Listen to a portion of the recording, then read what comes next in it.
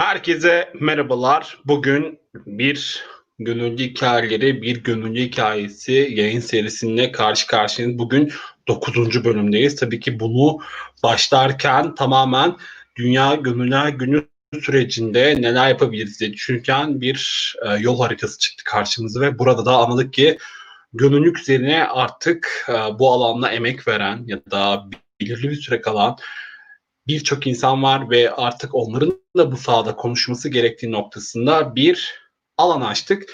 Ve tabii ki bugün de farklı bir konuyla karşınızdayız. Öğrencilik zamanlarında gönüllülük. Nil Aydın karşımızda.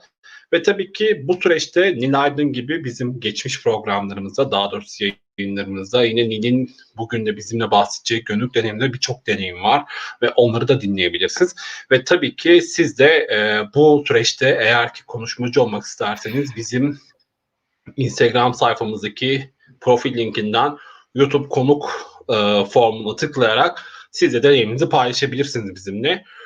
Bununla birlikte peki bunun amacı ne? Tamamen dediğimiz gibi alanda yer alan gönüllülerin deneyimlerini konuşabilecekleri bir alan yaratmak. Tabii ki sadece YouTube'da kalmayacağız. Daha farklı çalışmalarda karşınızda olacağız.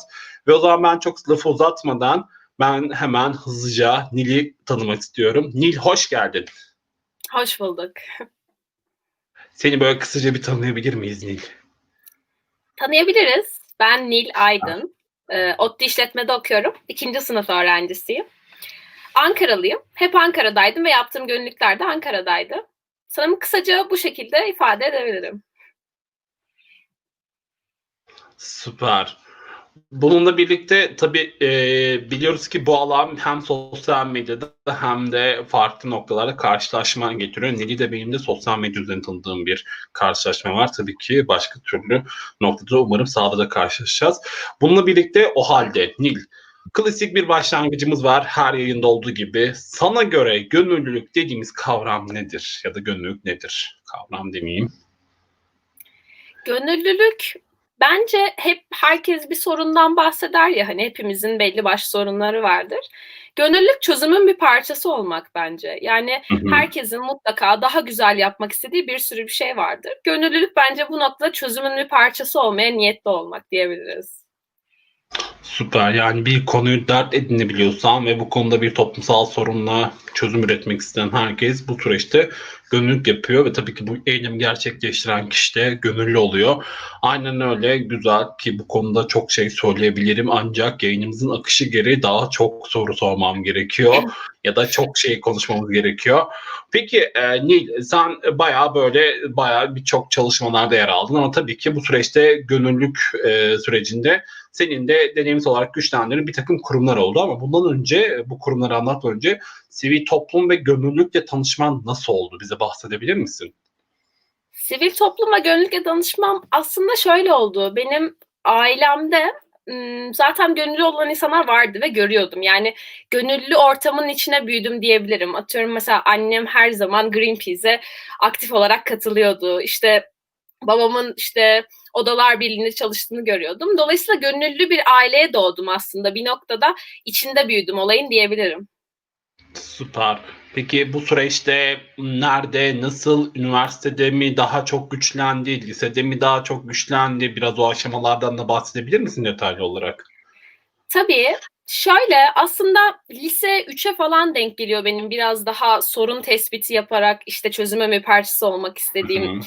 ne karar vermem. Şöyle ki lise 3 gibi falan işte böyle 17 yaşına giriyoruz ve işte lisede ergenlik bunalımları işte ben hayatta ne olacağım gibi dertlerimiz varken fark ettim ki aslında çok fazla sorun belirliyorum hayatta. Yani gördüğüm bir sürü eşitsizlik var, eğitim sorunu var, hayvan hakları var, işte cinsiyet eşitsizliği var, çevre sorunu var. Ve bunların hepsinin de bir yandan çözümü olmak istediğime karar verdim. Yani sadece seyircisi ya da sorun tespiti yapan insan değil, seyirci kalmak istemediğime karar verdim. Dolayısıyla dedim ki ya 17 yaş da aslında güzel bir yaş yani farkında olmak için. Şimdi çok daha erken farkında oluyorlar gerçi. O zaman Aynen. farkındalığımla beraber dedim ki ne yapabilirim? Sosyal medya hemen Instagram'dan önüme çıkan tüm sayfaları falan yazdım. Ne yapabilirim? Gönüllü olmak istiyorum. Ne yapabilirim? Gönüllü olmak istiyorum. Biraz kovaladım açıkçası. Ve bundan sonra da böyle bir giriş yaptım diyebilirim. 17 yaşım gibi falan. Süper, gayet ideal bir yaşta. Normalde gönüllülük 17 yaşına doğru ya da 16 yaşlarında aile gözetiminde de aile izni olması doğrultusunda derneklerde gönüllülük yapabiliyor çocuklar ya da gençler. Bilginiz olsun. Burada eğer çevrenizde böyle lisede ya da 16 yaşına doğru ya da 15 yaşına doğru gençler görürseniz şaşırmayın. Bunun tamamen gözetim noktasında, aile gözetiminde gerçekleşiyor. O yüzden dernekler de bunu önemsiyor. Bununla birlikte Nil, peki bu kadar uzun yıllardır gönüllü kalabildin. Hani sonuçta gönüllülük bitebilen bir şey. Bazen çok kısmi anlamda işlerden dolayı, sağlıktan dolayı ya da belirli noktalardan dolayı. Ama öğrencilik zamanlarında gönüllülüğünü bir şekilde aktif tutabilir. Çünkü yoğun bir öğrencilik hayatı var hepimizin bir şekilde dersen. Peki burada seni motive eden unsurlar neler oldu? Bence şöyle, gönüllülük bir hayat dinamiği olarak hayatınıza yerleştiği andan itibaren, yani gönüllülükten vakit artsa yine başka bir şeyle doldurmaya çalışıyorsunuz. Biraz bu tam büyüme çağına denk gelmesiyle alakalı bir şey bence bu farkındalığın. Çünkü hayatında bir çözümün parçası olmak istediğine karar verdiğinde ondan sonraki adımlarda diyelim ki bir kampanyada gönüllülük yaptın. O kampanya bitti ve sınav dönemindesin. Ama yine de halihazırda hayatında işte günde 1 saatini falan bunu ayırmaya kendini motive ettiğin ve alıştığın için, atıyorum o kampanya bitse ve sınav döneminde olsam dahi yoldan geçerken bir sokak hayvanına yardım edesin geliyor. Yani hayat dinamiği haline getirmek bence insanı sürekli olarak içinde tutuyor. Yani ben şu an gönüllü olmadığım bir hayat düşünemiyorum açıkçası. Çünkü hayatımın çok içinde bir yerde. Dolayısıyla bir iş gibi değil de hayatın bir parçası olarak görmek motive kalmayı sağlıyor diyebilirim. Süper, gayet nitelikli ve net cevaplar. Tabii ki derinleşeceğiz. Tabii ki bu süreçte biraz nasıl tanıştığını, nasıl bu sürecin motive ettiğini konuştuk. Peki o halde şöyle sorayım biraz daha güçlendirmek adına. Gönüllü olarak hangi sivil toplum örgütlerinde ve çalışmalarında yer aldın? Hani bu süreç boyunca bunlardan bayağı detaylı olarak bahsetmeni rica ediyorum ki burada bizi izleyenler de hani belki de dediğimiz gibi bir rehber olması açısından da yönlendirici olabilir diye düşünüyorum. Buyurun. Bu biraz uzun ve karışık bir soru benim için. Çünkü işte Hayvan Hakları Empati Derneği ile falan girdiğim ve en son UNFPA ile çıktığım falan bir yolculuk. Şu an için tabii o da. Şöyle, ilk başlarken çok daha böyle yerel çalışmalardaydım açıkçası. Yani 18'den de küçük olmam nedeniyle. Çok daha yerel ve küçük gruplarda başladım ve Empati Derneği ile başladım diyebilirim. Empati hayvan haklarını koruyan bir platform. Hı hı. Sosyal medya temelli çalışıyorlar ve küçük küçük de yerel ekipleri var. Yerel ekipler yerellerdeki hayvanların sorunlarını tespit ediyor. Diyelim Ankara'nın Çankaya Barınağı'nda ne sorun varsa, mamasızlık varsa mesela onu tespit ediyor. Ve gidip bunu yayıp sosyal medyadan yardım topluyordu. İlk başta empatinin sosyal medya sonuçlarından biri olmakla başladım. Sonra devamında bu ülkedeki çoğu kadının dikkatini çeken cinsiyet eşitsizliği sorunu dikkatimi çekti. Ve işte kadın savunma ağlarıyla falan çalışmaya başladım. İşte 8 Mart'lar, o sırada şeyi fark ediyorum. Aslında yapabileceğimizden daha fazla şey yapabiliriz. Atıyorum bir kadın olarak büyürken fark ettiğiniz sorunlardan birisi eşit temsil hakkınız yok. Yani belli başlı sorunlarınız var ama bu sorunları dile getiremiyorsunuz. Atıyorum ondan sonra dışarı çıkamıyorsunuz ve bunu dile getiremiyorsunuz bile. Çünkü düzen buna göre çalışmıyor. O zaman büyürken fark ettiğim, bence gönüllülük çok el vermeyle ilerleyen bir şey. Ve benim de işte benden 1-2 yaş büyük her zaman liseden işte katıldığım etkinliklerden tanıdıklarım oluyordu. Ve onların açıkçası gittiği yerleri çok takip ediyordum. Yani kendime sürekli gönüllü idolleri seçip onların yaptığı gönüllülükleri kendime hedef belirliyordum. İşte mesela 17 yaşındayım, bir sonraki sene diyorum 8 Mart'ın gece yürüyüşüne ben de katılacağım. Böyle kendime hedefler ediniyordum ve sonra işte kadın çalışmalarıyla devam ettim. 18'ime bastıktan sonra adım adım platformu var. Koşularınızı bağışa çevirebiliyorsunuz. STK'larla koşucuları birleştiren bir platform. Halihazırda koşan ve sporu seven bir insansınız. Müthiş bir fırsat katılmak için. Ben sporu seven bir insanım ama koşan bir insan hiç değildim. Bir gün mail geldi. Sanırım UNICEF'te veri Hı tabanında hı. vardım. Her şeyin veri tabanında kayıtlıyım bu arada. Yani gönüllülük aktif olarak yapmasam bile her platformun mutlaka veri tabanına kayıt oluyorum ki e-mail üzerinden işte subscribe yapıyorsunuz. Ve bu sayede bir proje olduğunda, bir yardım çabası olduğunda o mailler geliyor size. Yani biraz bu zaten proje ilerleyen bir sektör gönüllülük. Dolayısıyla bunu takip edebilmek açısından işte bu mail ağlarına katılmak falan çok verimli. Bu UNICEF'inkindeyken, doğru hatırlıyorsam, Bana bir mail geldi. İşte bu maratonda bizim için koşmak ister misin? Team UNICEF'e katılmak ister misin falan.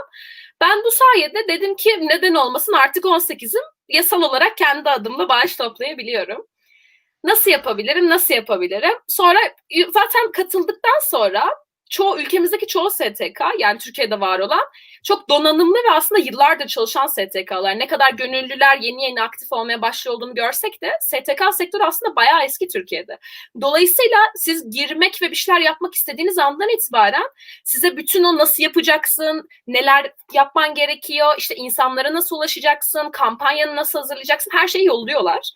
O açıdan aslında çok kayıp bir sektör değil. Yani çoğu arkadaşım da şey görüyorum, işte başlasam da nereden başlasam. Biz yerden başladıktan sonra aslında devamı çok hızlı geliyor. İşte Team UNICEF'in ben de dedim ki koşayım madem. Dediler ki işte Adım Adım diye bir platform var. Adım adıma kaydoluyorsun, kendi kampanyanı açıyorsun. Sonra kampanyanı işte bizim için koşmak istediğini belirtiyorsun. Sonra işte belli miktarlar belirlemişler. Atıyorum o zamanki ücret 333 liraydı, engelli bir çocuğun eğitime erişim ücreti. Her 333 lirada bir çocuğu ve bir öğretmenin masrafını karşılamış oluyorsun aslında. Bu şekilde bir kampanyaları vardı ve böylece adım adımla da tanışmış oldum. İşte maratonları, koşuları koşup adımlarımızı iyiliğe çevirdiğimiz ve bu koşularla işte bak ben koşuyorum, sen de benim için bağış yaparsan beraber bir çocuğa umut olabiliriz falan diyebildiğimiz platform. Adım adımla böyle tanıştım. 18'e girdiğim seneydi. Bir arkadaşım da peşimden sürüklemiştim bu arada. Ben her gittiğim yere ne kadar tek gitmeyi sevsem de, yani yalnız kalamamaktan değil ama sen de gel çok güzel olacak, sen de gel çok güzel olacak diye her gittiğim yere bir arkadaşımı sürüklüyorum mutlaka. O dönemde lisedeki en iyi arkadaşımı sürüklemiştim ve beraber işte gel dedim UNICEF için koşarız. Onun da böyle yani UNICEF'in mailiyle alakası yok. Adım adımın ne olduğunu ben anlatıyorum falan ama böyle çok hızlı örgütlenebilmek bence güzel bir beceri 21. yüzyılda. Ve çok hızlı böyle örgütlenip gideceğiz falan deyip Ankara'dan kalkıp İstanbul'a gittik. Ki il dışından gelen UNICEF'in çok gönüllüsü yoktu aslında. Biz biraz heves edip gitmişiz. Bu da gençliğin verdiği aslında bir heves yani. Şu anda bu hevesi yapmakta hiçbir sakınca yok. Belki çok daha büyüdüğümüzde bunu yapacak işte daha böyle karar mekanizmaları, ailemi bırakamam falan gibi şeyler olur ama gençken insan pek bunları düşünmüyor. Dolayısıyla oradan itibaren işte UNICEF için bağış topladık ve aslında Birleşmiş Milletler kurumlarıyla tanışmam bu sayede oldu. UNICEF'in İstanbul ofisine gitmiştik. İşte oradan bize tişörtlerimizi verdiler. UNICEF'in gönüllüsü olarak böyle resmi adımız yazıldı falan. O şekilde Birleşmiş Milletler'le tanıştım. Devamında şöyle ilerledi. Gene aynı sonbahar işte Avrasya Maratonu'ydu koştuğumuz İstanbul'da. Döndüm. Kasım gibiydi gene. Dedim ki ben çevre için bir şeyler yapayım. Fridays for Future var. Ben sanıyordum ki ona hepimiz katılabiliyoruz ama o biraz daha lise, ortaokul temelli bir oluşummuş. Greta Thunberg'in devamı olduğu için. Dediler ki hani biz biraz daha öğrenci kalıyoruz. Sen üniversiteye başlamışsın. Diğer acaba işte Greenpeace'i falan denesen mi? Dedim tamam, Greenpeace'e dünden razıyım ben. İşte annem zaten Greenpeace'deydi falan. Greenpeace'in sitesine girdim. Formu vardı. İşte gönüllü olmak istiyorsan bu formu doldur. Yerel ekip seninle iletişime geçecek diye. Şu an korona olduğu için tüm yerel ekipler biraz yavaş çalışıyor açıkçası. Çünkü normal şartlarda oryantasyonlar oluyor, mülakatlar oluyor. Yani mülakat şey gibi değil. Neden seni almalıyız ve bu işe uyum sağlayan becerilerin neler gibi değil de işte tanışalım, motivasyonları neler, biz neler yapıyoruz, birbirimizin ihtiyaçlarını karşılayacak mıyız? Çünkü sonuçta gönüllülüğe giderken biz belli başlı ihtiyaçlarımız oluyor. Atıyorum işe yaradığımızı hissetmek istiyoruz. Çözümün gerçekten bir parçası olduğunu görmemizi istiyoruz. Bir fark yarattığımızı görmek istiyoruz. Dolayısıyla bunların konuşulduğu ortamlar oluyordu ama korona nedeniyle ya şu an aktif bulunduğum tüm örgütlerde bir yavaşlama var gönüllü alımında.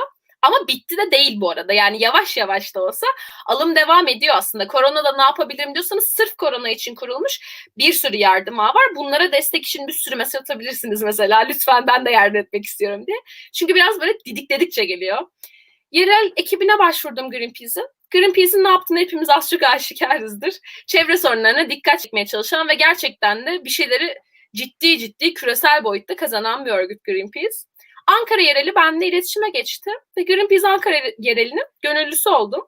Greenpeace aslında çok güzel bir örgüt, çok küresel ve yerleşmiş olmasından kaynaklı. Girdiğiniz andan itibaren çoğu STK'da ve işte gönüllü örgütlerinde bu eğitimleri alıyorsunuz. Ama özellikle Greenpeace gibi çok küresel olanlarda küresel eğitimler alıyorsunuz. Greenpeace'e girdiğim andan itibaren Green Speaker eğitimi vardı mesela. işte çevreyi, çevre sorunlarını nasıl konuşuruz, bu konuşmacı nasıl olunur ve Greenpeace adına bu temsil nasıl yapılır. Sonra en sevdiğim eğitimlerden bir şiddetsizlik eğitimi, şiddetsiz eylem atölyesi diyoruz.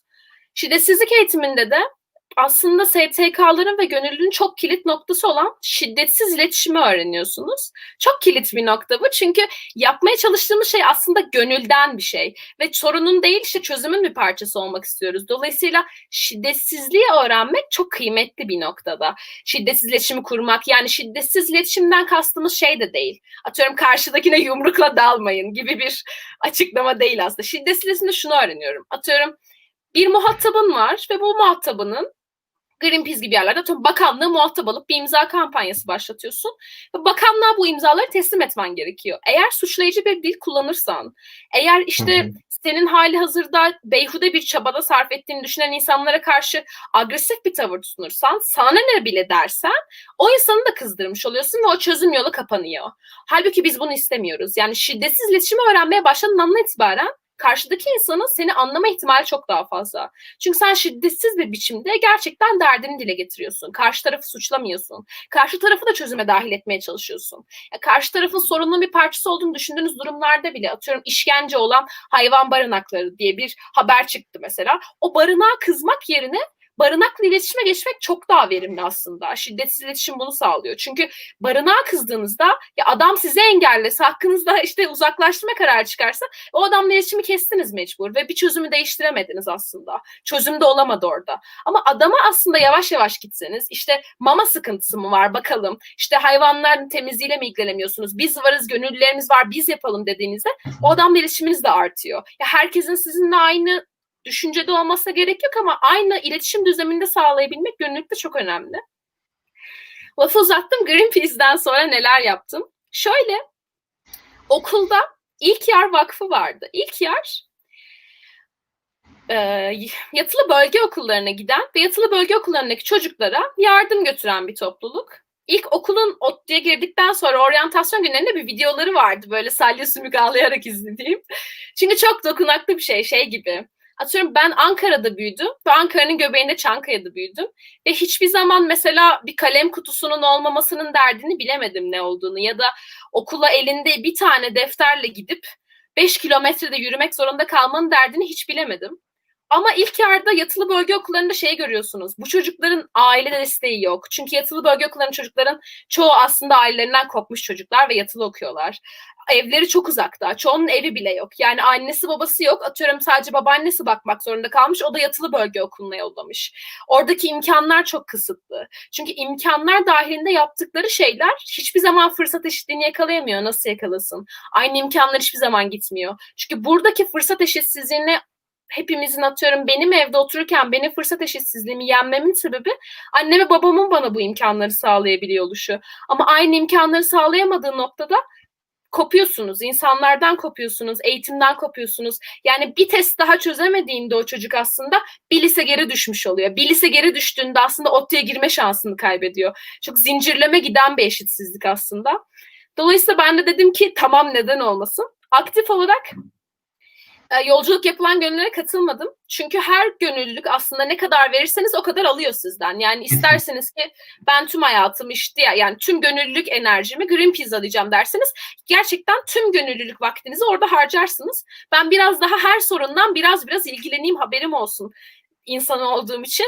İşte ilk yarında depo çalışmalarına katıldım. Depodaki kitapları kaç defa düzdük. Depo dağıldı, yardım gelmedi, yardım kampanyası açtık. İlk yarın eski mezunlarına ulaştık. Bu noktada işte çocukların eğitimiyle, eğitim eşitsizliğiyle, çocuk gönlüyle biraz daha yakınlaştım diyebilirim. Devamında gene aynı oryantasyon haftasında LÖSEV okuldaydı.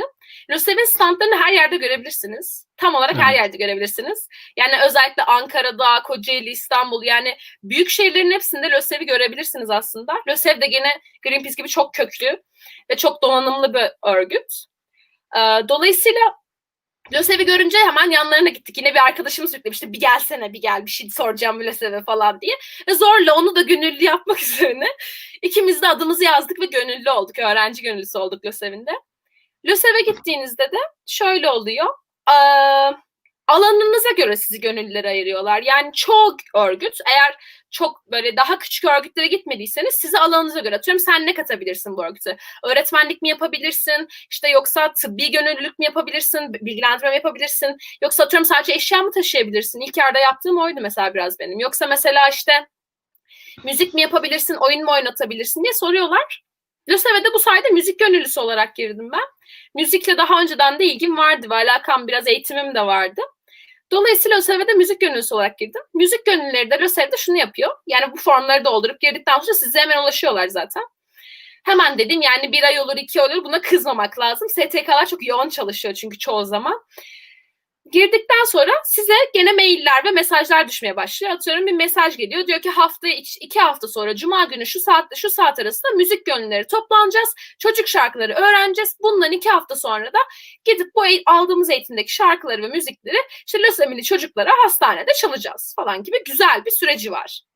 Anlatıyor. LÖSEV'de de bu sayede işte çocuk çalışmalarında gene biraz daha aktif oldum. Gene aynı yaz çocuk çalışmalarından devam etmek gerekirse ODTÜ'deki arkadaşlarım aracılığıyla dediler ki bir tane projemiz var. İşte imkanı daha az olan, fırsat eşitsizliğinin daha fazla hissedildiği Ankara'daki semtlere gideceğiz ve her birimiz bir şeyler öğretip yaz okulu yapacağız, ücretsiz. Şimdi ücretlisi çok bunun. Yani hepimizin bildiği gibi ücretli yaz okulu çok fazla. Ama gene fırsat eşitsizliğinin hissedildiği yerlerde ücretsiz ulaşımı çok az.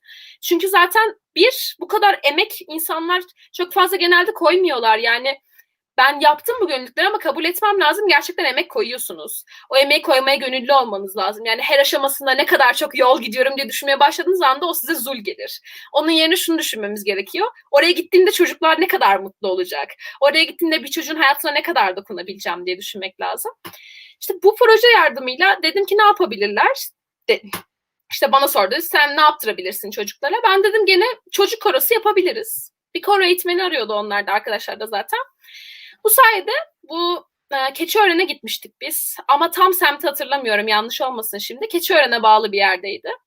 Buraya gittik ve burada da işte çocuk korosu falan kurup yönettim. Aslında baktığınızda çok küçük gibi görünen bir iş ama hayatında ilk defa piyano sesi duyan çocuk vardı orada.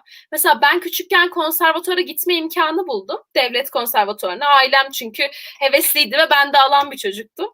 Ama mesela orada gerçekten aldığım eğitimi aktarabilmek aslında o güzel etkiyi yaratan şeydi. Çünkü dediğim gibi telefondan uygulama var, atıyorum. Hoparlörümü götürmüşüm. Çocuklara tek tek enstrüman seslerini verip hangi ses olduğunu anlatmaya çalışacağım. Gerçekten ilk defa piyano sesi duyan vardı. Bu ne sesi, hiç duymadım diyordu. İşte keman sesi deseniz zaten çok daha az. Piyano hani gene biraz daha bilinebilir. Çocukların bildiği bir flüt, o da devlet zorunlu koştuysa ve ailesi alacak kadar şanslıysa. Onun dışında böyle ciddi bir şekilde düşüyor çocukların müzik bilgisi. Ki müzik, yani aslında müzik işte ruhun gıdasıdır, sanat insan gelişimi çok önemli dediğimiz bir noktada, bir yüzyılda bu kadar fazla erişemeyen insan olduğunu görmek, şöyle söyleyeyim, beni üzmekle beraber tabii ki haliyle aslında öfkelendirmiyor. Yani yapılabilecek ne kadar çok şey olduğunu gösteriyor. Yani oraya yaz okuluna gidip bir sürü çocuğa ulaşabiliriz demek bu çünkü. Belediye sağ olsun destek veriyor bu çalışmaların işte son günlerine. Çocuk şenliği yapıyor Çankaya Belediyesi. Burada da bu çocuk koroları konserler veriyor.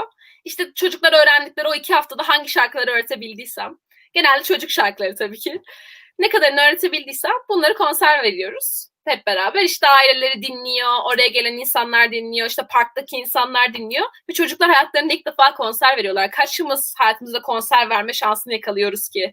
Dolayısıyla gerçekten çok büyük bir etki yaratıyoruz aslında. Ben gerçekten mesela konservatuardaki arkadaşlarımdan çok daha yetenekli çocuklara rastladım. Yani onlar yeteneksiz manası değil. Çok yetenekli ama hiç farkında değil. Atıyorum yani insanın ses ayrımını yakalayabilecek belli bir frekansı vardır. Bunun çok daha altında yakalayabilen çocuklar vardı. Ve işte ailelerine diyorum, devletin işte sanat liseleri var ve bu sanat liseleri devletin, yani ekstra para vermesi gerek yok. Sınavına mutlaka gidin ve sokun, çocuk çok yetenekli diyebiliyorsunuz. Ve belki de aile sizde güvenir veya da işte bunun çocuğun yapabileceğini güvenir ve bir şans tanırsa Çocuğun belki ufku değişir. Atıyorum liseye girmez ama en azından müziğe etkisi olduğunu keşfeder. Canı sıkıldığında bir şarkı söylediğinde sesini kötü olsa da iyi olmasına rağmen ben de öğrendiği bir şarkıyı söylerken neşesi yerine gelir belki. Çok küçük farklarla aslında çok büyük şeyler yaratabiliyorsunuz. Özellikle çocuk çalışmalarında. O yüzden bence çok kıymetli. Devamında neler yaptım dersek. Şöyle, bu işte hazırlığı tamam, üniversitedeki ilk seneyi tamamlamama denk geliyor. Sonrasında tabii ki bana yetti mi yetmedi. Şöyle oluyor çünkü dediğim gibi STK çalışmaları, gönüllü çalışmalar çok ilerliyorlar dediğim proje. Yani her dönem olmuyor. Atıyorum yazın yaz okulu yapıyorsunuz. Kış başlıyor, yaz okulları bitiyor. Oradaki iş boşa çıkıyor. Atıyorum işte Kasım'da Avrasya Maratonu'nu koşuyorsunuz. Mart'ta işte Antalya'yı koşuyorsunuz. Bursa'da Ekerran var ama birkaç koşu var. Yani sürekli koşmuyorsunuz. Ve sürekli olarak bu projeler sizden efor götürmüyor. Ve efor boşa çıktığında da doldurmaya çalışıyorsunuz. Yani bir dizi izleyeyim demiyorum da artık hadi bir şeye gönül yapayım, bir şeyler yapayım diyorum. Dolayısıyla neler yapabilirim sürekli. Yine Birleşmiş Milletler'in bu sefer UN Volunteers var. UN Volunteers'ın internette tabanı var. Gönül bu tabana kaydolup işte nedir onun adı? Proje geldikçe o projelere başvurabildiğiniz bir tabanı var. Bu tabana gittim, üye oldum. Dedim ki çünkü işte Türkiye'de de bu arada projeler oluyor. Bu UN Volunteers, Birleşmiş Milletler deyince insanlar böyle yurt dışına nasıl çıkacağım diye düşünebilir. Ama tüm Ankara'daki Birleşmiş Milletler Gençlik Merkezi'nde gönüllü arıyoruz diyorlar. Ve hemen başvurabiliyorsunuz. O tabana gönüllü oldum. Devamında gene o tabana gönüllü olduktan sonra işte Greenpeace çabaları tekrar ederken bir tane arkadaşım vardı. Zeka Vakfı'nın oyunlarına katılan böyle matematik ve zeka olimpiyatları oluyor Türkiye'de. Bu oyun diyorlar Zeka Vakfı'nda. Bu oyuna katılan bir arkadaşım vardı. Ben dedim ya kimmiş bu Zeka Vakfı, ne yapıyormuş? Onlar da ODTÜ kampüsündeydi. Sonra Zeka Vakfı'nın ne yaptığını, ne ettiğini öğrendikten sonra bir fark ettim ki aslında farkında olmadan Zeka Vakfı hayatımın içindeymiş. İşte ilkokulda yarışmasına katılmışım. Evde Zeka Vakfı'nın yayınlarında olan bir sürü işte Emrah Halıcı'nın kitabı varmış zaten. Baktım bu kadar içimdeymiş. Dedim ki ben gönüllü olmak istiyorum hemen. Ben de size çalışmak istiyorum, işler yapmak istiyorum. Yine onlarda da aynı bir işte form prosesi var. İletişim bilgilerinizi yolluyorsunuz. Form size geliyor. Formu doldurduktan sonra gene dediğim gibi şu an korona olduğu için bu kadar hızlı ilerlemiyor ama gene aynı proses ilerliyor. Bir iletişim bilgilerinizi yolladıktan sonra size gönüllü formu yolluyorlar. Gönüllü formu dolduruyorsunuz. Neler yapabilirsin diye soruyorlar. Vakfa nasıl katkı sağlayabilirsin? Buradaki etkinliklerde şey var işte. Gönüllü eğitmen olabilirim. Sosyal medya yapabilirim. Grafik tasarım yapabilirim. Editör olabilirim. Seçiyorsunuz. Ben işte ilk başta genel gönüllü grubuna dahil olmuştum. Çok böyle ne yapacağım bir yere gitmedim aslında Zeka Vakfı'na. Ama içine dahil olduktan sonra fark ettim ki çok güzel şeyler var. Yani gerçek anlamda çok güzel şeyler var. Yani içerik yazıyorlar, içerik üretiyorlar, oyunlar yapıyorlar, atölyeler düzenliyorlar. Yani gerçekten gelen insanlar var. Takipçisi, Zeka Vakfı'nın çok fazla düzenli takipçisi. Ve bu takipçilerine sundukları bir sürü bir şey var. Dolayısıyla Zeka Vakfı'nda böyle her şeyi gördükten sonra çok heveslendim ve dedim ki yazı yazabilir miyim ben de? Hiç unutmam verdikleri tepkiyi. Benim işte gönüllü sorumlum şey demişti. Çok iyi bir fikir, çok seviniriz, kesin yaz dedi. O kadar heyecanlandım ki çünkü hayatımda hiç yazı yazmamıştım aslında ben. Yani evde kompozisyon yazarsınız, ders yazarsınız ama hiç yayınlanan bir yazım yoktu. Ve bu kadar hevesli karşılamalar o kadar hoşuma gitti ki. Ben de dedim ki tamam hemen yazayım o zaman. Sonra yazımı yazdım. İşte nasıl yazabilirsin, kaynakların neler olabilir? Küçük bir işte briefing veriliyor. Bunun ardından ilk yazımı yazdım, yolladım. Ve çok az bir düzeltmeyle gerçekten de hemen yayınlandı. Yani STK çalışmalarında gene gördüğüm şey var burada noktada da. Verdiğiniz her şeyi alıyorlar. Hiçbir emeğiniz boşa gitmiyor gerçekten. Yazabilir miyim diyorsun, yaz diyorlar ve ben o günden bugüne en az 50 tane yazı yazmışımdır. Ve bazı yazılarım 100 tane okunurken bazı yazılarımda 3000 kişinin okuduğunu falan gördüm ve benim için müthiş bir etki. Yani 3000 kişinin okumasını bırak anneme okutamazdım yazdığım yazıları. Dolayısıyla kendi kendime aslında çok büyük değişim yarattığını falan görüyorum. Ve Zeka Vakfı aslında tam korona döneminde yazı yazmaya denk geldiğim bir dönemdi. Koronanın patladığı zamanlarda evde böyle depresif oturduğum bir dönemdi. Bu dönemde yazı yazmaya başlamak bana da çok iyi geldi. İşte yazılar yazıyorum. Bunlar işte psikolojiyle alakalı. Psikoloji benim yan dalım olarak çok severim. Psikolojiyle ilgili yazıyorum. İşte Mesela ben kendimi koronada nasıl toparlıyorum? Bunun bilimsel dayanağı ve insanlar nasıl koronada kendini toparlayabilir? Bunu iletiyorum. Zeka Vakfı'da gene her yazımı sağ olsun hiç bugüne kadar reddedilen bir yazım olmadı. Bir iki düzenlemeyle, atıyorum D'yi yanlış yazmışsınızdır ya da kaynağınızda bir sıkıntı vardır. Düzenlemeyle birazcık düzeltir misin maksimum deyip yazılarınızı gerçekten kırmadan yayınlayan bir yer. Zeka Vakfı'nı çok seviyorum bu yüzden. Kendilerine buradan öpücükler ve çok saygılar.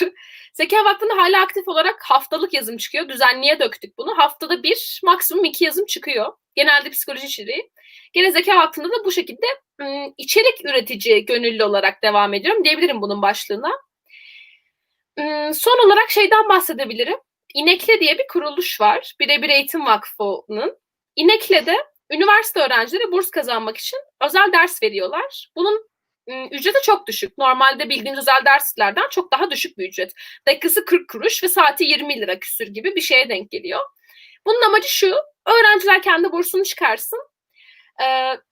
Ders alan öğrencilerde, daha küçüklerde fırsat eşitsizliğini kıralım. Yani 150 lira olan bir özel dersi, çok daha fırsat eşitsizliğini hissedilen bir yerde bir öğrenci alamazken 20 liralık bir dersi büyük ihtimalle çoğu insan alabiliyor. Dolayısıyla bu amaçla kurulmuş bir yer. Orada da aktif öğretmenlik yapıyorum. Ve tüm arkadaşlarım da ya sen de öğretmenlik yapsana diye teşvik ediyorum. Amacımız oradan çok büyük paralar kazanmak değil. Gerçekten değil.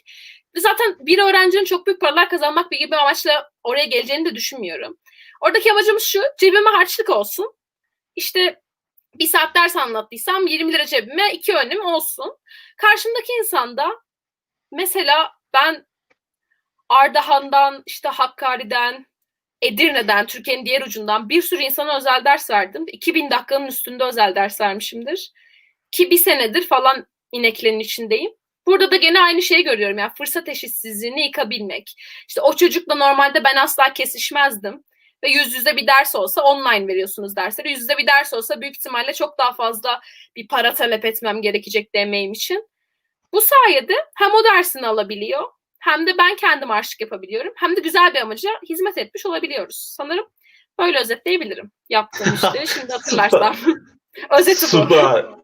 15 dakika boyunca süreci bu kadar iyi özetleyebilmek demek ki içinde bulunan her sürece hakim olduğunu da gösteriyor. Yani devamlılık noktasında ya da sürdürülebilir olmak noktasında.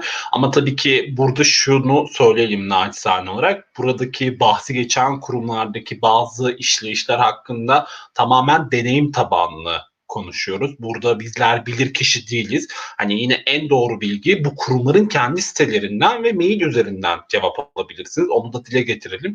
Hani oradaki işleyişin daha detaylı hakkında fikir edinmek isterseniz bahsi geçen ya da bizi sonradan izleyecekseniz lütfen bahsi geçen kurumlara mail atmayı ya da sitelerini incelemeyi lütfen unutmayın. Tabii ki burada bahsi geçen kurumlar, sivil toplum kuruluşları ve beraberinde bir de bir sosyal girişimden bahsettik. Yine İnekli aslında bir sosyal girişim modeli gibi de düşünebilirsiniz.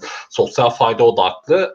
Orada tabii ki bir kar marjı var ama buradaki kar marjı öncelikli olarak para kazanmak değil, öncelikli olarak sosyal fayda üzerinden odaklı bir çalışma dönüyor. Ve burada da tabii ki öğrencinin de kendine göre bir ayırdığı zaman var ve bu zaman karşılığında da çok gayri hani düşük ihtiyari bir aynı ihtiyaç bazında bir karşılık verilmesi de yine öğrenci dostu bir çalışma alanı yaratmak ve bu noktada yine sosyal fayda odaklı hem öğrenci için hem de gelen kişiler için böyle bir alan oluşturmak da beraberinde geliyor.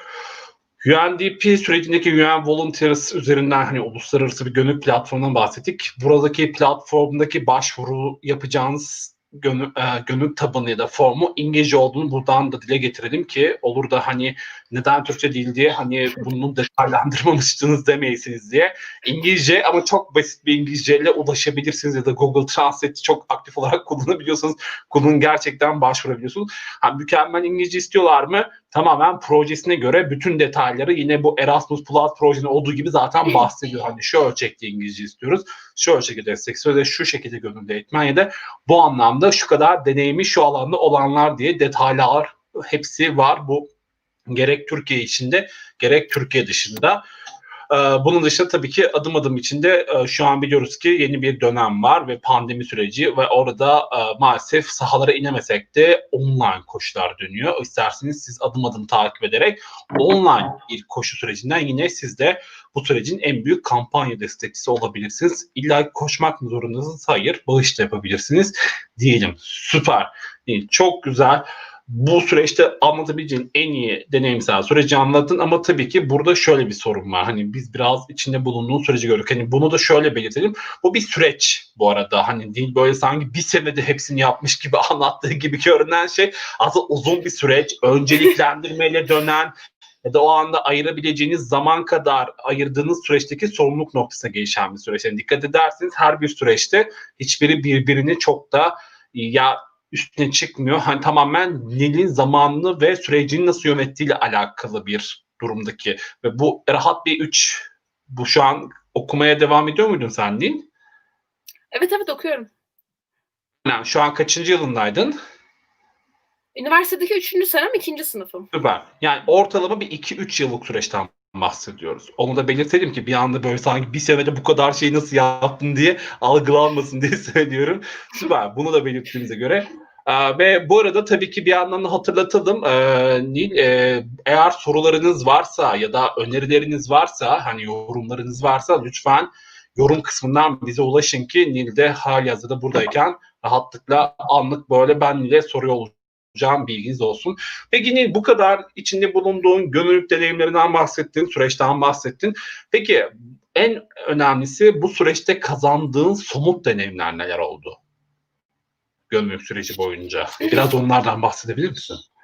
Tabii ki. Şöyle, gönüllülük ne kadar vermeye dayalı gibi görünen bir kavram ve çalışma alanı olsa da bence çok fazla aldığınız bir alan. Yani gerçekten çok fazla aldığınız bir alan. Mesela normal hayatta gönüllülük yapmadığınız ve işte sadece kendi çevrenizde, okulunuza gittiğiniz, kendi ilgi alanlarınızla ilgilendiğiniz bir hayatınızda hiçbir zaman kriz yönetimini öğrenmeniz gerekmiyor. Gerçek anlamda işe girene kadar, size bu yetki verilene kadar hiçbir zaman sorun çözmekle bu kadar yüz yüze kalmanız gerekmiyor. Zaman yönetimini bu kadar yapmanız gerekmiyor. Gönüllüye girdiğiniz andan itibaren gönüllünün sizden istediği şeyler dolayısıyla işte zaman yönetimi, zaman ayırabilmek, işte kriz yönetimi, krizleri çözebilmek, hızlı davranabilmek mesela. Bu gibi becerileri sizden çok istiyor gönüllülük. Çünkü dediğim gibi hali hazırda hayatınızın normal akışında olmayan dinamikler bunlar. Bu becerileri gönüllülükle geliştiriyorsunuz. Yani mesela diyelim ki imza kampanyası var ve bunu topladınız ve imza kampanyası iletildi. Ve şöyle bir yanıt geldi işte. Bakana ulaşamadan bu kampanya reddedilip duruyor. Ya da işte hayvan barınağında mama sıkıntınız var. İşte bir aylık mama bir anda tükendi. Ne yapabilirsiniz? Hangi kanalları kullanabilirsiniz? Hangi kanallarla kime ulaşabilirsiniz? Ciddi bir network geliştiriyorsunuz mesela. Ulaşabildiğiniz insan sayısı gerçekten artıyor. Gerçekten artıyor ama normal şartlara tanışmayacağınız bir sürü insanla tanışıyorsunuz. Ve bu insanlar birbirine çok bağlı insanlar. Yani herhangi bir sektörde bu kadarı var mı veya olur mu bilemiyorum. Ya da mesela iş hayatında bu işte çok daha sadece kar amaçlı sektörde geliştirdiği işte 50 senelik deneyimden kaynaklanan bir network'ten çok daha hızlı bir network'ü aslında bir iki senede geliştiriyorsunuz. Çünkü çok birbirine bağlı bir sektör. Yani şey gibi düşünün. Şimdi İzmir'de deprem oldu. AFAD orada. AFAD'ın orada olmasıyla beraber ihtiyaç haritası da devrede. İhtiyaç haritasıyla beraber işte adım adım kuran Itır Hoca da onu paylaşıyor falan. Birbirlerine çok bağlı bir sektör. Dolayısıyla inanılmaz bir network geliştiriyorsunuz. Bu network neye mi yarıyor? Herhangi bir probleminize yarıyor aslında. Bir sorununuz olduğunda atıyorum deprem kadar büyük değil de daha küçük bir sorun. İşte yurt dışından bir okula gitmeniz gerekiyor ve o okuldaki bir insanla bağlantı arıyorsunuz. O okuldaki o insan daha önce gönüllülük çalışmaları üzerine bir tez yazmış. Bu adım adım tezini yazmış mesela. Buna ulaşıyorsunuz ve diyorsunuz ki ben de orada gönüllüydüm. Dolayısıyla ciddi bir ağ oluşturuyorsunuz aslında. Yani Greenpeace'in mesela gönüllüsü olmak gerçek anlamda dünyanın her yerinden tanıdığım bir insan olması demek. Dünyanın her yerden görüşebileceğim bir insan olması demek gerçekten. Zaman yönetimi dediğim gibi gene çok önemli. Çünkü şimdi ben böyle anlatıyorum ve insanlara çok gözüküyor. Ama olay şöyle aslında. Yani ben haftada bir tam günümü vermiyorumdur. Yani 24 saat harcamıyorumdur gerçekten gönüllülük çalışmalarına. O kadar vakit almıyor. Harbiden almıyor yani. Günlük bir saatiniz alsa bu o kadar çok bir saat değil aslında. Diyorum 8 saat uyku yeterliyse ve çok da yormayan bir bölümdeyseniz, tıpı mimarlığı ayrı tutuyorum bazı arkadaşlarım bana kızmasınlar. Çok da yormayan bir bölümdeyseniz ki benim bölümde çok yoran bir bölüm, çok dolduran bir bölüm değil beni. Bir saatinizi ayırabilmeniz sadece. Atıyorum dizi izlemek yerine dediniz ki ben birazcık insanlarla sosyalleşin. Bu sosyalleşmeyi gönüllülükten yana kullandığınızda gerçek anlamda zaman yönetimini çok dengelemeye başlamış oluyorsunuz. Çünkü varsayalım ders çalışmak için 3 saatiniz var ve bu 3 saatinizde aslında ders çalışacağınız şey işte bir saatte de çok sıkıştırsanız olabilecek bir şey. 3 saatiniz varken o 3 saati yayıyorsunuz. Yani benim özellikle lisedeyken gördüğüm buydu. İşte üniversite sınavına bir senemiz var. Sürekli yaydırıyoruz, sürekli erteliyoruz. Yapacak bir işimiz varsa, işte yapacak bir işimiz yoksa daha sonra üniversiteden sadece çalışmak gibi bir görevimiz varken. Ama gönüllü olduğunuzda gönüllülük sizden o bir saati alıyor. Gönüllüye gidip gelmek ve dinlenmek arasında da bir saate ihtiyacınız oluyor. Ve ders çalışmak için sadece bir saatiniz kalıyor. Ve o ders çalışmanın bir saatini çok verimli geçiriyorsunuz gerçekten. Çünkü başka hiçbir vaktiniz yok. Gerçekten o bir saatte o konuyu öğrenmeniz lazım.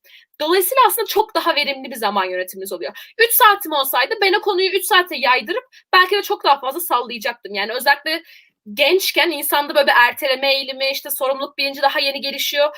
Çok fazla yaydırma oluyor. Ama halihazırda bir saatini gönüllüye verdiğimde bir saati de dinlenme ve aradaki yola işte gittiğinde ya da koronadayız diyorum hazırlığına gittiğinde kalan bir saati dersi gerçekten verimli çalışmak zorundasınız. Başka vaktiniz yok.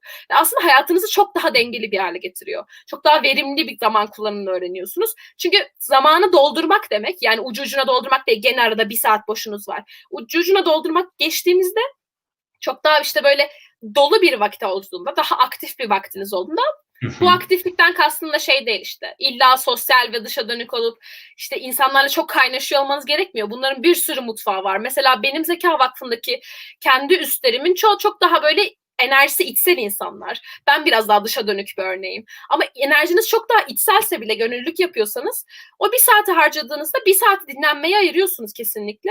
Ve geri kalan bir saatiniz çok daha verimli geçiyor. Zaman yönetimi de böyle gelişiyor diyebilirim. Ve kriz yönetimi en önemlisi. Çünkü çok kaynakları sağlam bir sektör değil diyebilirim. Yani çok bağışlı olmuyorsa bile bir gelir modeli varsa bile bu gelir modeli de çok aslında bir sermayeye dayalı olmadığı için halihazırda çok riskli ve risk yönetimini hızlı gerektiren bir sektör. Yani atıyorum İnekli'de o ay korona oldu ve öğrenci sayısı patladı. Çünkü herkes evde, herkes ders almak istiyor. Ve öğretmen sayısını arttırmaları gerekti. Ve arkadaşlarımızı çağırmamız gerekti. Yazın ne oluyor mesela? Öğrenciler ders almaktan geri çekiliyor. İşte ona göre bütçe yönetimini yapıyorsun. Mesela atıyorum harçlık gelmeyecek o ay ya da öğrencilere daha az ulaşacaksın o ay. Bunların yönetimini yapman gerekiyor.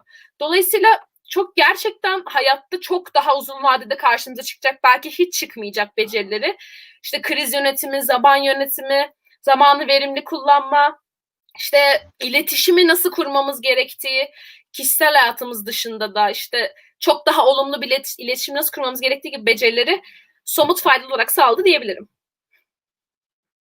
Süper. Bir yandan ama şu an sesle alakalı bir problem yok ama görüntüyle alakalı bir geri bildirim aldık da tamamen şu an flusun. Çok belli olmuyorsun. Bilgin olsun. Eğer o konuda bir çare bulabilirsek Uğur'a bilgin olsun.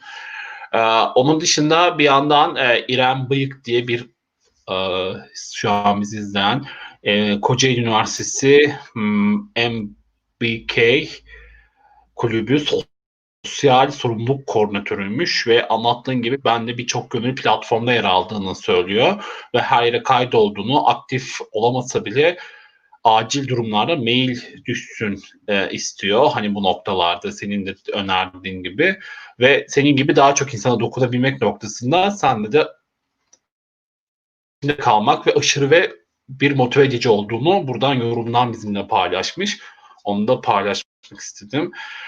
Bununla birlikte tabii ki bu deneyimsel süreç içerisinde dediğiniz gibi bu durum çok önemli. Özellikle zaman yönetimi belki de özel sektörde edinemediğimiz birçok deneyimi burada deneysel olarak deneme şansımız da oluyor. Yani sadece bir kazanım elde etmiyoruz. Mevcut kazanımlarımızı da güçlendirmek noktasında da bir alan olmuş oluyor. Yani hepimizin kendi içinde bir takım deneyimleri var ve bu deneyimleri güçlendirmek noktasında da gerçekten sivil toplum, gönüllülük ya da sosyal sorumluluk gibi süreçteki alanlarda içinde bulunduğumuz o deneyim bize büyük katkılar sağlıyor. En önemlisi şunu da fark ediyoruz. Sürdürülebilir bir anlayış çerçevesinde ya da devamlılık noktasında. Hani o buzdağının görünmeyen yüzündeki emek tarafı. Hani gönüllülük öyle sadece gönülden gelen ya da hadi yapalım, hadi gidelim olayının ziyadesinde ihtiyaç analizi yapmak, veri bilimi, verileri yönetebilmek, o verileri koordine edebilmek, oradaki insan yönetimi sürecinde bulunabilmek, sadece insan yönetimi, hani bunu sadece sahada değil, Covid sürecinde şunu anladık ki dijital süreçte de insan yönetimi yapabilmek, dijital araçları kullanabilme yetkinliği vesaire gibi süreçlerde birçok deneyimi beraberinde getiriyor. Tabii ki bu deneyimler birlikte biz de içinde bulunduğumuz profesyonel ölçeklerdeki deneyimleri de ne yapıyoruz? Alana aktarıyoruz.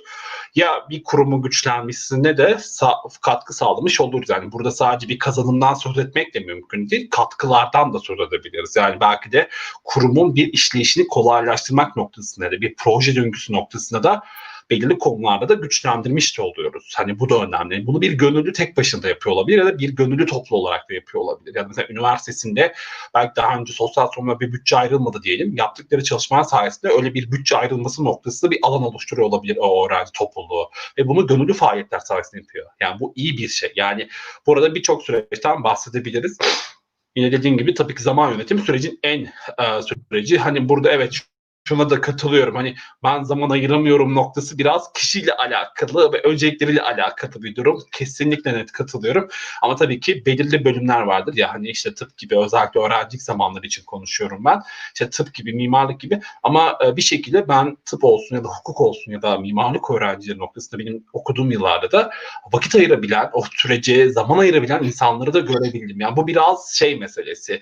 Zaman ayıramama değil de sanki ütopik bir kavramdan çekip neyi önceliklendirdiğimizin esasıyla alakalı bir durum gibi düşünüyorum bu noktada. Ki tabii ki artı olarak söylüyorum. Bununla birlikte tekrar yenileyelim. Yine sorularınız, önerileriniz, yorumlarınız varsa lütfen yorum kısmından bize iletin.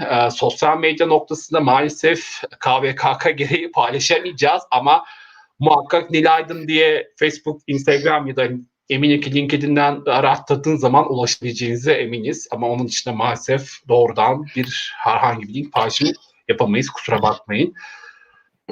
Devam ediyorum Nil. O halde İstersen sen bir su iç. Aynen şöyle bir.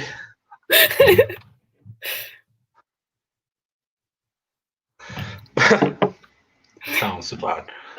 Biraz hararetli ve hızlı konuşuyor. Ben de yakalamaya çalışıyorum. Bir yandan da bölmemeye çalışıyorum. Peki, yok estağfurullah, değil mi? Bu iyi ki var. Güzel oluyor bu konuşma ve bu süreç çok önemli. Bunun dışında şeyi sormak istiyorum. Böyle belki daha kısa olmak üzere anıların. Hani bu alanda eminim ki çok kayda değer anıların vardır. Hani burada illaki komik anılar olmak zorunda değil. Hani bir iki tane böyle paylaşabilir misin rica etsem? Tabii mümkünse. Olur. Tabii. Şunu söyleyebilirim. İlk defa maraton koşarken ben işte arkadaşımla beraber Avrasya Maratonu işte İstanbul'dayken şeyi fark etmiştim. Evet. Hiç bilmiyorum tabii ki nasıl koşuluyor, ne yapılıyor.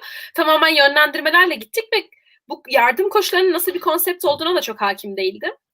Bu koşularda gerçek anlamda böyle sizi neşelendirecek bazı noktalarda işte sizin STK'nızdan, diğer STK'lardan insanlar oluyor. Atıyorum LÖSEV'in hem koşan takımı var hem de o koşan takıma enerji veren takımı var. İşte her 100 metrede bir oraya konumlanmışlar atıyorum. Ya da 500 metrede bir. Ve o insanları alkışlıyorlar. İşte çok iyi koşuyorsun, iyi ki koşuyorsun, çocuklar için koşuyorsun diye heveslendiriyorlar. Biz arkadaşımla ilk fark ettiğimizde çok şaşırmıştık.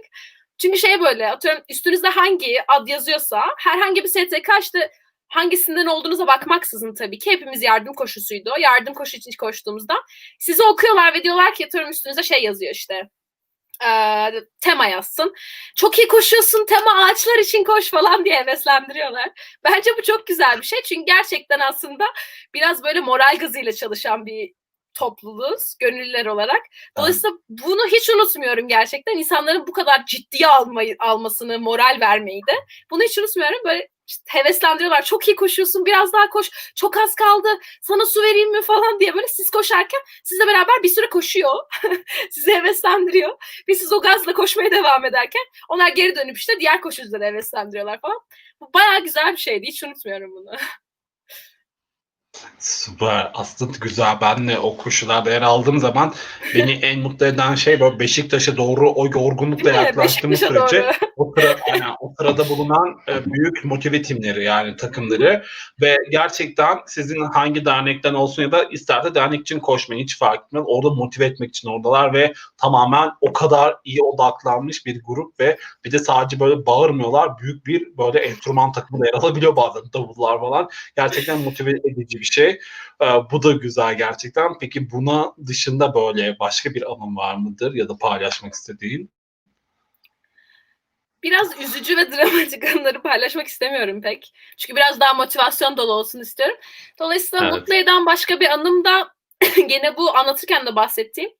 İşte çocuk korosu kurarken bir çocuğun ne kadar yetenekli olduğunu keşfettiğim an olabilirdi. Yani belli frekanslarda ses aralıklarını gittikçe azalttıkça frekans aralığını yani çok büyük farkları siz de Hı. duyarsınız. Herkes duyar ama belli aralıklar atıyorum bir aralık vardı sadece köpekler duyar falan. Çok az bir aralığı duyabildiğinde gerçekten şey olmuştum.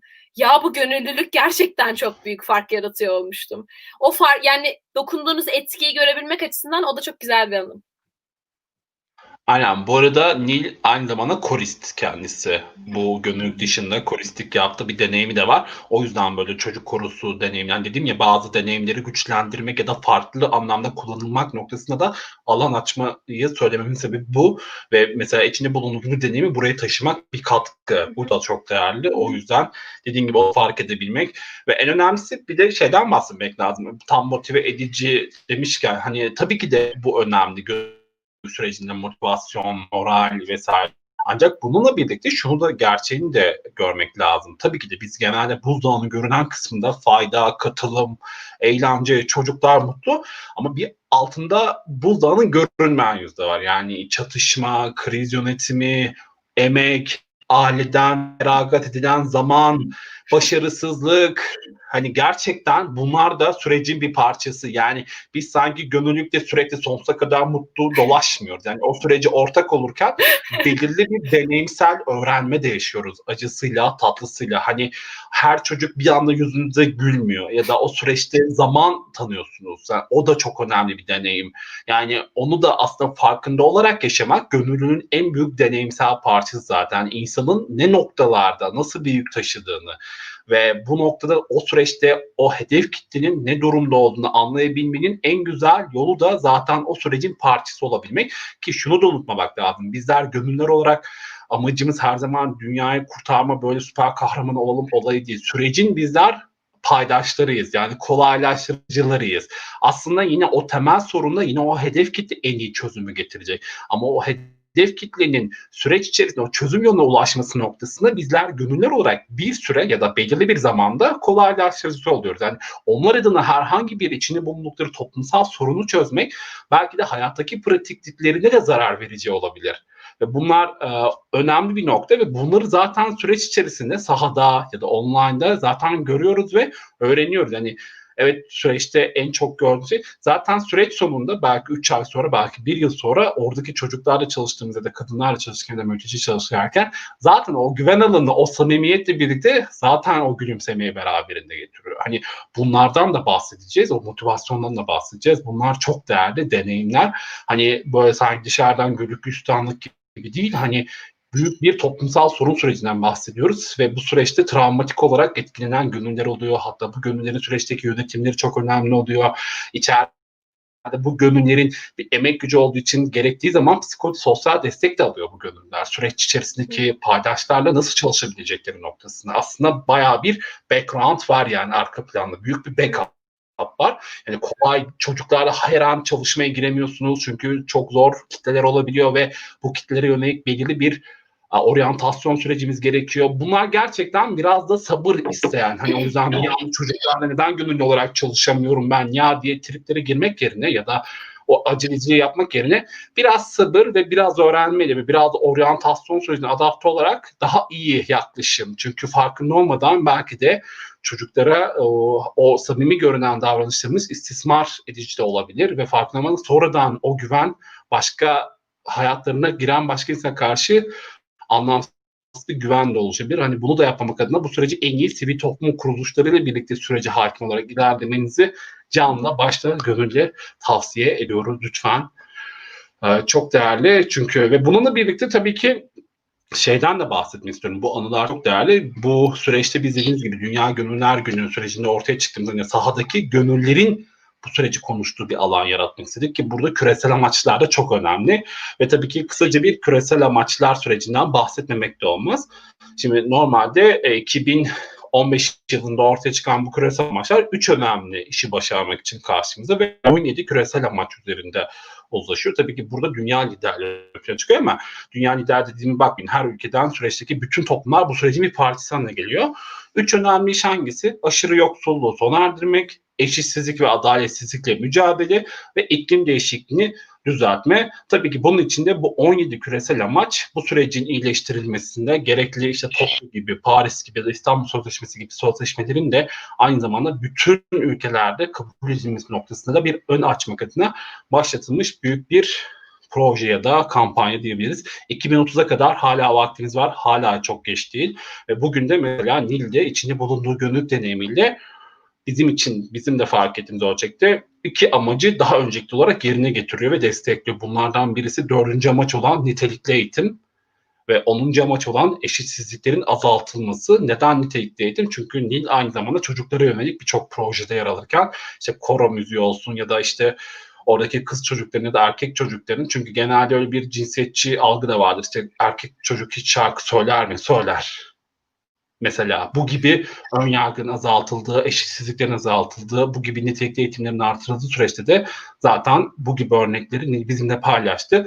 O yüzden çok teşekkür ederiz ve böyle bir doğrultuda da bu amaçları da çünkü farkında olarak ya da olmadan aslında hepimiz bu küresel amaçları bir şekilde destekliyoruz. Dolaylı ya da doğrudan. Hani burada önemli olan bunun da farkına varmak. Tabii ki bu süreçte bunu da söylemek istedim küresel amaçlar noktasında. Ama tabii ki siz de yakın zamanda biz de buna yönelik güzel bir kampanya yapacağız Dünya Gönüller Günü sürecinde. O yüzden yakın zamanda bizi bekleyin. Peki bir soru var İrem Bıyık'tan. Peki hiç bulunduğun ekiplerde biraz daha yöneticilik vasfındayken ekip motivasyonu ve koordinasyonu bütünlüğü nasıl sağladın? Bu tarz küçük gönüllülük ekipleri için tavsiyen var mıdır? Soru ekranda. Evet, okuyorum şu an. Yönetici vasfındayken. Okey değil mi? Şöyle. Evet okey. Okudum. Şöyle söyleyebilirim. Bir, moral yönetimi çok önemli.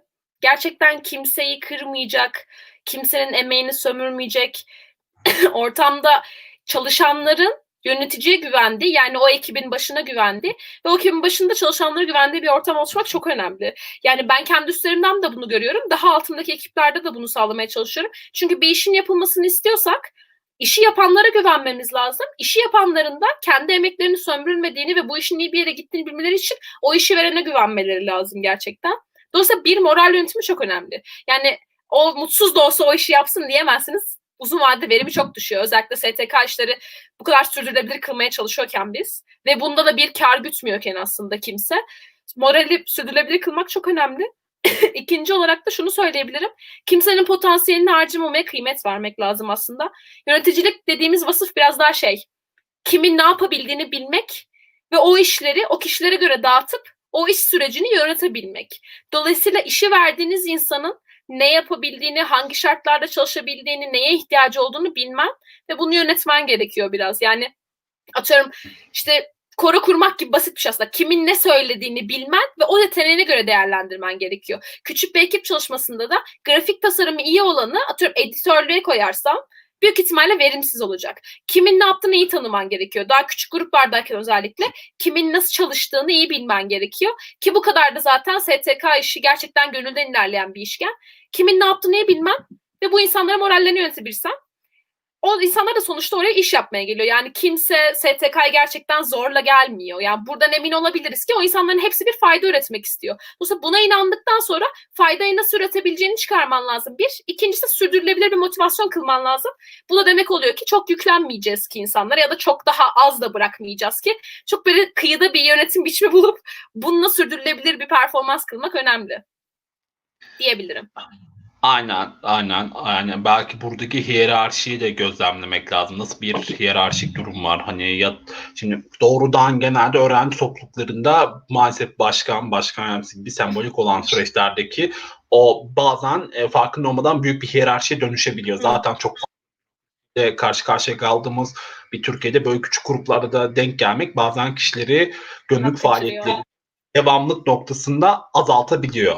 Çünkü işte acaba her yapılan o kapıda durma olayı gönüllülük müdür? Şimdi ya da ne bileyim o ses, ya şimdi bunları bir tartışmak lazım. Tabii ki bu çok derin bir konu. Ama burada şey belki bahsedebiliriz. Hani mevcut yatay sorumluluk anlayışının geliştirilmesi. Yani herkesin aldığı kadar sorumluluk noktasında fayda sağlaması, ona göre bir yönetim ya da ona göre bir koordinasyon sistemi kurulması ve bunu yaparken o koordinasyon ekibinin aslında daha fazla sorumluluk alan kişiler olduğunu görmesini sağlamak, diğer gönüllü arkadaşların. Hani biz burada sizlerin kolaylaştırıcısı olarak hani süreç boyunca deneyim, yani aslında biraz supervisor gibi ya da mentor-mentee eşleşmesi gibi süreci yürütmek bazen küçük gönüllü topluluklar için daha sürdürülebilir ve devamlılık sürecinden bahsetmek mümkün olabilir. Ama gerçek anlamda bir gönüllülük modelinden söz ediyorsak diyorum. Çünkü her öğrenci topluluğu noktasında gönüllü faaliyetler yapması orada bir gönüllülük modeli olduğu noktasında da tabii ki orada bir durumlar var. Orayı da iyi gözlemlemek lazım. Ama benim yer aldığım topluluklarda benim gözlemlediğim buydu. Yani bir koordinasyon ekibi var. Bu koordinasyon ekibi doğrudan büyük sorumluluk alan, hani süreci kolaylaştıran bir tim. Biz de backup'lar olarak tabii ki biz bu süreç içerisinde koordinasyon takımında yer alamıyor muyuz? Hani dönemsel belirli anlamda belirli bir seçimler oluyor, koordinasyon seçimleri. Ona göre yer alabiliyoruz. Hani o deneyimi kazanmak, süreçte o daha adiyetlik noktası önemli. Tabii ki burada yine yatay sorumluluk esasında yani aldığın sorumluluk kadar fark ediyorsun. İşte gerekirse bir proje yapabilirsin, projenin lideri olabilirsin ya da bir takım kurabilirsin, o takımın lideri olabilirsin gibi. Hani burada böyle bir yöneticilik vasfından söz etmek sanki çok fazla şeymiş gibi, hiyerarşik bir durumla karşılaşılabilir. O yüzden burayı biraz daha böyle törpülenmiş şeyler olabilir, vasıflar diyelim. Hani herkesin etki sağladığı kadar. Tabii ki onu iyi ayarladığın zaman kocaman bir proje gibi çıkıyor. Umarım bu da aynı şekilde devam eder. Bununla birlikte tabii ki yavaş yavaş sonuna geliyoruz. Son iki sorum. Tabii ki bizi böyle aksatmadan izleyen izleyicilerimize çok teşekkürler. Biraz uzadığının farkındayız ama az kaldı. Ve şunu sormak istiyorum. İki sorudan birisi. Öğrencilik zamanlarında gönüllülük neden bu kadar önemli? Evet, biraz bahsettin. Hani süreç boyunca, öğrencilik süreci boyunca yaptığın deneyimlerinde, ama bunun niye bu kadar önemli olduğunu böyle kısa öz bize anlatabilir misin? Çok kısa böyle. Sesim geliyor mu? Şu an sanırım Nil düştü.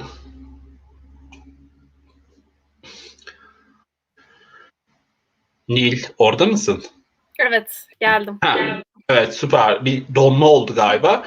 Öğrencilik zamanlarında ki konumuz olan öğrencilik zamanı gönüllülük neden önemli? Hatta bir artı koyayım. Bu pandemi öncesi, pandemi sonrası deneyimlerini biraz böyle bahsedebilirsin. Belki kısa ve öz olarak. Buyurun. Çok kısa şey diyebilirim.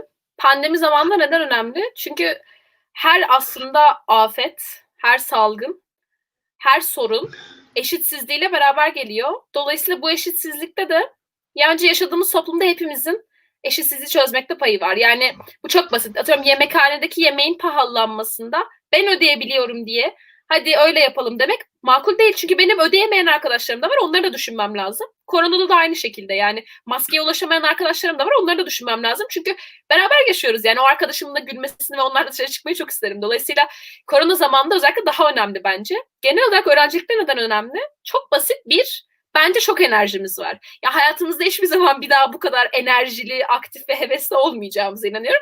Bakarsak zaten böyle yaş eğrisine belli bir yaşta çok patladığını, hevesin ve sonra söndüğünü görebiliriz. O yüzden hevesli olmamız açısından, yeni bir şeyleri denemek açısından ve bu kadar kriz yönetiminde enerji sağlayabilmek açısından öğrencilik bunları denemek için en kolay zaman. İki, aslında çok bir gelir kaygımız yok. Yani çalışmıyorsunuz şu an. Yani iş aramıyorsunuz. Aktif olarak öğrencisiniz aslında. Yani eve ekmek kaygısından aslında notlarınız kaygı. Notlar kaygıyken de açıkçası risk alabilmeye daha açığız. Yani mezun olduktan sonra büyük ihtimalle işe ayırmamız gereken, bazı gerçeklere ayırmamız gereken daha fazla emek olacak. Dolayısıyla bu kadar fazla risk alabiliyor, risk yönetebiliyor, zaman koyabiliyor olmayacağız. Dolayısıyla bence öğrencilikte yapılması gereken şeylerden biri gerçekten gönüllülüğü denemek. Çünkü bunu deneyebilecek kadar özgürüz. Yani çoğu gönüllülük hiçbir şey talep etmiyor. Sadece enerjimizi talep ediyor. Gençken de zaten elimizde sonsuz bir enerji var. Üçüncü olarak da çok daha somut bir faydaya bakmak gerekirse, yani işe alımlarda gerçekten artık insanlar şeye bakıyor. Yani bu insan okumak dışında ne yapmışa bakıyor. Ve sizin gönüllü alanda tecrübeniz olması şey demek. Yani online bir banka stajının plus'ına ben kriz yönetimi biliyorum. Yani çünkü atıyorum krizin olduğu bir STK'da çalıştım. İşte ben ekip işini biliyorum. Çünkü her STK zaten inanılmaz bir gönüllü ekibiyle çalışıyor. İşte bir veri stajından belki çok daha fazla şeyi TZV'de bir oyunun gönüllülüğünü yaparken ve orayı koordine ederken öğreniyorsunuz. Dolayısıyla aktif bir iş becerisi de katıyor aslında ve çok daha özel sektörde bir hayat düşünen insanlara da ben çok daha şey biliyorum ve çok daha bilgiliyim, hayata karşı iş bilgim çok daha fazla demek için bayağı daha etkili olduğunu düşünüyorum gönüllülük çalışmalarının. Süper, çok teşekkürler. Tabii ki bir artı olarak da öğrencilik zamanında tabii ki de çalışan öğrenciler de var. Onlar da süreç içerisinde ki keza ben de çalıştım ve öğrencilik hayatımın neredeyse 2 yılı çok zorunlu sebeplerden dolayı, zaruri durumlardan dolayı çalışarak geçti ve süreci adaptasyon noktasında da şöyle söyleyeyim, bir zaman yönetimi, ona göre bir part-time iş bulmak gibi süreç bazlı ilerledim. Tabii ki bu süreçte de eğer böyle bir durumla karşılaştığınızda sonuçta öğrencilik tabii ki de sadece parayı kaygı olarak unuttuğumuz bir yer değil. Yani o süreci nasıl geliştirebiliriz, mesleki olarak nasıl gelişebiliriz noktasında. Ama şundan eminim ki ben öğrencilik dönemimde belki de özel sektörde çalıştığım sektörlerde hiç göremediğim deneyimlerimi bu alanda edindiğimi söyleyebilirim özellikle. Hani buraya iyi ki de çalıştığım süreç içerisinde de zaman ayırmışım dediğim zamanlar çok fazla. Yani çok pişman değilim. Hiçbir zaman da değilim. Tabii ki belirli dönemlerde belirli kaygılardan dolayı pişmanlıklar yaşayacaksınız. Buna kesinlikle net söylüyorum. Hepimiz yaşıyoruz. Ancak bu sizi yıldırmasın. Çünkü her içinde bulunduğunuz en küçük etkinin birilerini muhakkak etkilediğinin farkına varıyorsunuz. Yani biraz sabır, biraz gözlemleme ve hemhal olma. En önemlisi empati odaklı düşündüğümüz zaman zaten bunu gözlemliyor olacaksınız. Hani zaten burada olduğu gibi bugün değil burada ve çoğunuz mesela bir motivasyon veriyor. Belki çok farklı deneyimlerle size bir yol haritası çıkartıyor. Bu dahi küçük dediğimiz şey aslında bu yayın. Aslında büyük etki bu tamamen bizimle alakalı. Bununla birlikte son olarak Nil, sence Türkiye'de gönüllülük tablosunu nasıl görüyorsun? Nasıl bir tablo Şöyle görünüyor sana söyleyebilirim. göre? Türkiye'de nasıl bir tablo var gönüllülük adına? Sesim net geliyor mu şu an? Evet evet, arada donuyorsun ama sesin net. Okey. Okey, tamam. Yok problem yok, Görüntü devam. önemli değil. Okey, şöyle söyleyebilirim o zaman. Ya ben açıkçası sorunu çok belirleyen bir insan olmakla beraber umutsuz değilim. Hiç değilim. Yani bu biraz da aslında şey, çok fazla başarısızlık ve senin de dediğin gibi Evet. kriz yönetimle karşılaşmakla kaynaklı bir umutsuzluk yönetimi de öğrendim aslında. Dolayısıyla umutsuz görmüyorum. Şöyle ki çünkü benim hikayemi dinlediğinde bir ucundan tutmak isteyen çok fazla arkadaşım var. Ya o kadar fazla insan var ki atıyorum sadece yaptıklarımın işte LinkedIn'de CV'mi gördüğünde ya ben de senin gönüllü çalışmalarını yapmak istiyorum yani çok fazla insana karşılaşıyorum ve çoğunu da tanımıyorum aslında. Bu kadar fazla sadece beni görüp yapmak isteyen insan varsa şey gözlemleyebiliyorum. Demek ki yapmak isteyenlerle yapanları buluşturmak arasında hala biraz sıkıntılarımız var. Bu noktada da Türkiye'deki durum bence şöyle. Yapmak isteyen gerçekten insan sayısı var. Etki yaratmak isteyen, bir şeyler koymak isteyen, buna belli bir vakit koyabilecek çok insan var. Ama nasıl yapacaklarını bilmiyorlar. Yani nereden başlayacaklarını bilmiyorlar. Ne kadar efor sarf edeceğini bilmiyorlar. Dolayısıyla aslında medya okuryazarlığı derler yani. Bence gönüllü okul yazarlığı biraz az. Dolayısıyla gönüllülüğü biraz daha fazla anlatmamız lazım ki sen de bunu yapıyorsun. Sizin ekip de bunu yapıyor ki bu çok güzel bir şey. Çünkü insanlar gerçekten yapmak istiyor ama nereden yapacağını, nasıl yapacağını, ilhamı nereden bulacağını, motivasyonu nasıl sağlayacağını çok kestiremiyor. Dolayısıyla sana da teşekkür etmek üzere sen ve ekibine de. Bence gönüllülük durumu yani hevesler açısından iyi ama buluşturmak ve insanlara nasıl olduğunu anlatmak açısından biraz daha yolumuz var gibi. Aynen katılarak tabii ki bu umutsuz bir süreç değil. Çünkü üniversitelerde günlük adına ya da sosyal sorumluluk adına gerçekten artık derslerden söz ediyoruz. Gerek kredili olsun ya da kredisiz. Çünkü bu da hani üniversite sürecinde çok fazla genç var ve süreçteki sosyal sorumluluk farkındalığı sadece bu özel sektördeki kariyer için değil, toplumsal süreç için de çok önemli. Çünkü gerçekten dünya büyük toplumsal sorunlarla mücadele veriyor ki bunu Covid-19 döneminde çok daha iyi gördük. Yani 2020 muazzam bir süreç yaşadı yani. Hani umarım bunun tekrarı olmaz tabii ki her yer için.